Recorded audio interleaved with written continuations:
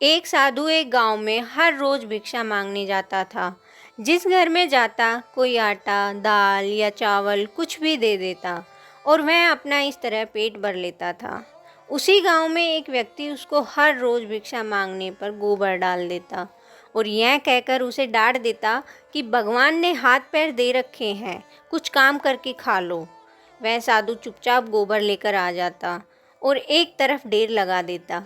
ऐसे करते करते उसके पास गोबर का बहुत बड़ा ढेर बन गया। साधु भी हर रोज भिक्षा मांगने जाता। वह आदमी हर रोज ही उसको गोबर डाल देता और गांव के लोग खाना देते। ऐसे करते करते दोनों का समय बीत गया और जब दोनों अपनी जीवन यात्रा पूरी कर भगवान के घर पहुँचे तो गोबर डालने वाले इंसान को खाने में भगवान के घर गोबर मिला। तो उसने भगवान से कहा, हे प्रभु, मैं गोबर कैसे खा सकता हूँ? भगवान ने कहा कि जब साधु तेरे घर भिक्षा मांगने जाता था, जिसका कोई और भिक्षा मांगने के सिवा कोई चारा नहीं था, तो तुम उसको भिक्षा में गोबर देते थे।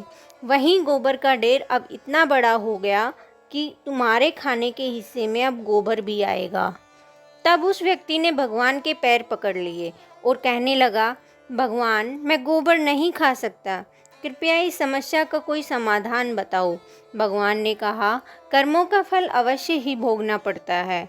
अब वो इंसान प्रभु के आगे रोने और गिड़गिड़ाने लगा, कृपया इस समस्या का कोई समाधान हो तो बताओ।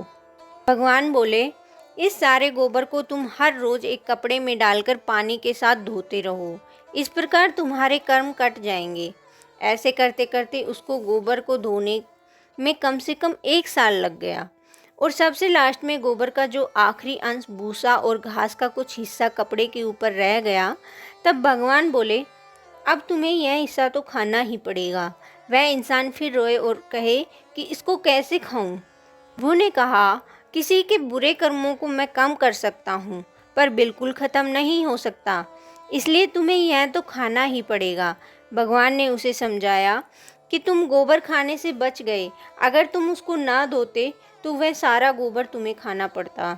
दोस्तों, इसी प्रकार जब हम ज़मीन में कोई फल का पौधा लगाते हैं तो उसको उगने में और बड़े होने में समय लगता है और फिर कहीं साल 2 साल बाद बड़ा होता है, फिर उस पर फल लगते हैं, क्योंकि किसी भी कर्म का फल एक दिन में नहीं मिलता, चाहे वह अच्छा हो या बुरा।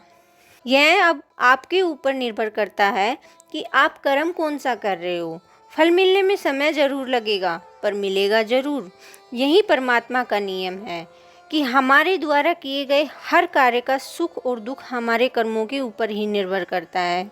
हमें सुख और दुख अपने द्वारा किए गए कर्म का हिसाब किताब चुकता कर रहे हैं।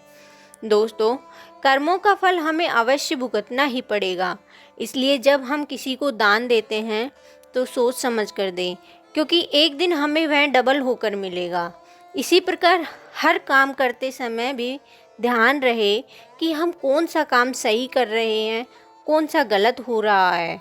इसलिए कभी भूलकर भी किसी की आत्मा ना दुखाएं। जितना हो सके अपनी तरफ से अच्छा ही करें। तो दोस्तों, मेरा यह वीडियो अगर आपको अच्छा लगा हो तो लाइक करें और चैनल को सब्सक्राइब ज़रूर करें। धन्यवाद।